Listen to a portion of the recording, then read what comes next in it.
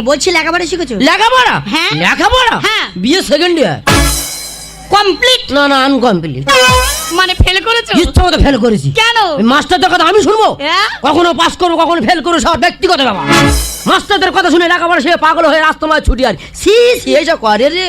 মানে নিজে নিজে মাস্টার? নিজেই সব। সত্যি বাবা, এ কি মাস্টার, আমি অবাক হয়ে আছি।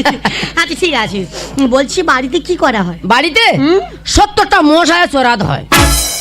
কার মোষ? কে চোরা? আমার মোষ, আমি চোরাই। ইয়া? আমার পা দেখে বুঝতে পারছো না, আমি তো মহিষাসুর তো। আমি কি বলি শোনো, এই শোনো, যাকে ভালোবাসি না হ্যাঁ। সে কি করলেও জানার দরকার না। আসল কথা কি বলো তো? কি বলো তো? যার মনে ভালো তার সব ভালো। গুড কথা। চুপ করো।